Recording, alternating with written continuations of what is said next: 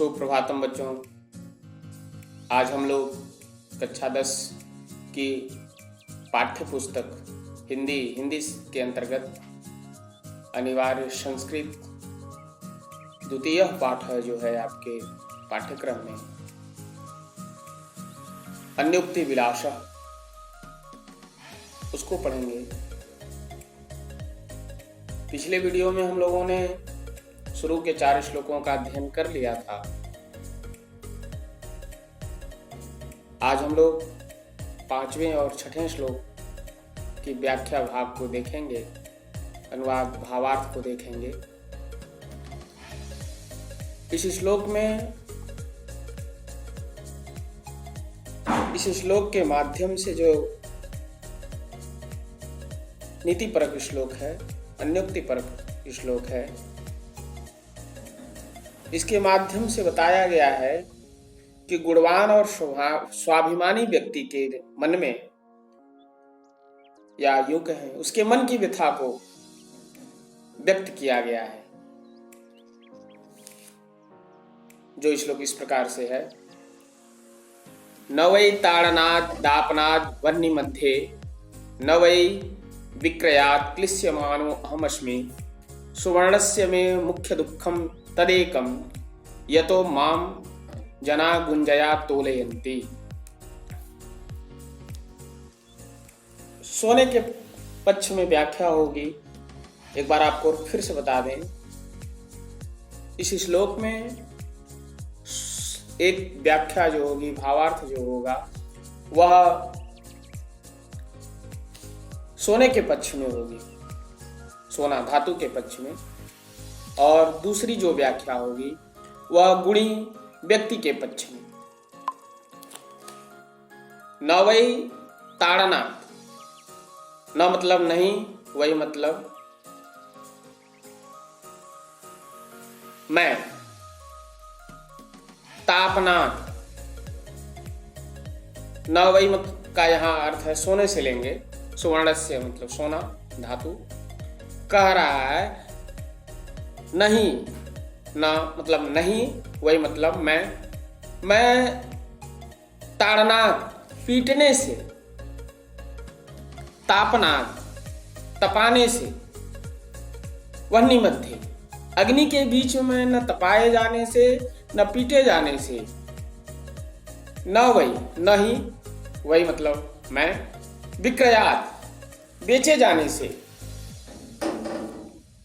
क्लिश्यमानो अहमस्मि, क्लिश्य मतलब दुखी, मानो मैं, अहमस्मि न क्लिश्यमानो मैं, बेचे जाने से मैं दुखी नहीं हूं। मैं मतलब मैं, सोना कह रहा है, मैं इस बात से भी मैं दुखी नहीं हूं। सुवर्णस्य में मुख्य दुखम तदेकम, सोना कह रहा है मेरा तो सिर्फ मुख्य दुख का कारण एक ही है। मुख्य दुखम तदेकम, मुख्य दुख का तदेकम कारणम, मेरा दुख का कारण सिर्फ एक है। मैं दुखी इस बात से सिर्फ हूं, यह तो मतलब क्योंकि मां मुझको, यह तो इसका अर्थ है क्योंकि मां मतलब मुझको, जना लोग गुंजया तोलयन्ति गुमची से तोलते हैं, अर्थात रत्ती भर के भाव में तौलते हैं। इस बात से मैं दुखी हूं। पुनः एक बार फिर हम व्याख्या भाग को देखेंगे। स्वर्ण के पक्ष में, सोने के पक्ष में जो व्याख्या होगी, सोना कह रहा है कि मैं न पीटे जाने से दुखी हूं, न तापनाद तपाए जाने से मैं दुखी भी नहीं हूं। सोना कहां तपाया जाता है? अग्नि के मध्य, अग्नि में। मैं इस बात से भी दुखी नहीं हूं और बेचे जाने से भी मैं दुखी नहीं। मुझे अर्थात मुझको, सोने को सिर्फ इस बात से दुख होती है कि मनुष्य मुझे रत्ती के भाव में तौलता है। इस बात से सोना दुखी होता है। और दूसरी भावार्थ पर अगर हम चलें व्याख्या पर, मनुष्य के पक्ष में, तो जो सज्जन पुरुष है वह इस बात से दुखी है कि मैं संसार के विविध दुखों से, मैं नाना प्रकार के दुखों से मैं दुखी नहीं हूं, लोगों के बातों से मैं दुखी नहीं हूं। मैं दुख इस बात से हूं, मुझे दुख इस बात का है कि लोग मुझे जो अंदर से दुष्ट है और बाहर से स्वच्छ मन वाला बनता है, उस व्यक्ति के साथ मेरी तुलना करते हैं, इस बात से मैं दुखी हूं। अर्थात मेरी तुलना गुणवान व्यक्ति कह रहा है। यहाँ स्वर्ण से का अर्थ है, अगर हम सज्जन पुरुष के पक्ष में व्याख्या करेंगे तो जो स्वर्ण का अर्थ है वह गुणवान व्यक्ति इस बात से वो दुखी है कि लोग उसकी नीच व्यक्ति से, अधम व्यक्ति से तुलना करते हैं। अगले श्लोक की तरफ हम बढ़ते हैं। अगला श्लोक है, रात्रिर्गमिष्यति भविष्यति सुप्रभातम भास्वानुदेष्यति हसिष्यति पंकजालिः इत्थं विचिन्तयति कोशगते द्विरेफे हा हंत हंत नलिनीम गज उज्जहार। कह रहे हैं रात्रिर्गमिष्यति, रात्रि व्यतीत होगी या रात्रि बीत जाएगी। भविष्यति सुप्रभातम,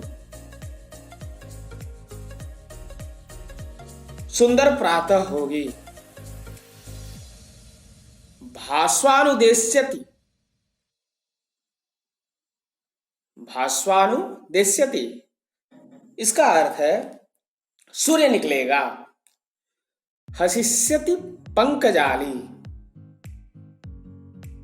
कमल की कलियां खिलेंगी। हसिष्यति हंसेंगे, हंसेंगी। पंकजाली, पंकजाली का अर्थ है कमल की कलियां खिलेंगी। कब? जब सूर्य उदय होगा, तब रात्रि व्यतीत होगी, प्रातः होगी, प्रातः होगी तो सूर्य की किरणें निकलेंगी। तो कौन प्रसन्नचित होगा, किसका खिलेगा? पुष्पों की पंखुड़ियां खिलेंगी, कमल के फूल खिलेंगे। तो वही कह रहे हैं भास्वानुदेष्यति हसिष्यति पंकजाली, सूर्य निकलेगा। हसिष्यति पंकजाली, कमल की कलियां खिलेंगी। पंकज मतलब कमल, अली मतलब कलियां। इत्थम विचिन्तयति कोशगते द्विरेफे, इत्थम का अर्थ है ऐसा, विचिन्तयति विचार करते हुए, कोशगते द्विरेफे, कोशगते का अर्थ है पुष्प के अंदर, पुष्प के अंदर। द्विरेफे, द्विरेफे का अर्थ होता है भौरा। हा हंत हंत नलिनीम गज उज्जहार, कह रहे हैं हा हंत हंत नलिनीम गज उज्जहार। अरे अरे दुख हुआ, दुख हुआ। नलिनीम का अर्थ है कमल, गज मतलब हाथी, उज्जहार नष्ट कर दिया। पुनः व्याख्या भाग को देखेंगे। इसको हम कह रहे हैं, यहां भी दो अर्थों में व्याख्या होगी, एक भौरे के पक्ष में, दूसरा जो होगा मनुष्य के पक्ष में। तो पहले भौरे के पक्ष में जो व्याख्या होगी उसको हम लोग देखते हैं, सुनते हैं। कह रहे हैं कमल फूल है, शाम का संध्या कालीन समय है, भौरा उस पर बैठ करके उसके रसों को पी रहा है, चूस रहा है, और संजोगवश रात्रि हो जाती है। रात्रि हो जाती है तो बैठे बैठे वो सोच रहा है यही बात। रात्रिर्गमिष्यति, रात हो गई है, यह रात्रि जो है व्यतीत होगी, यह सोच रहा है भौरा बैठ करके। कमल की कली में बंद, जो कमल की कली है, कमल का फूल है, वो सिकुड़ गया है, बंद हो गया है उसकी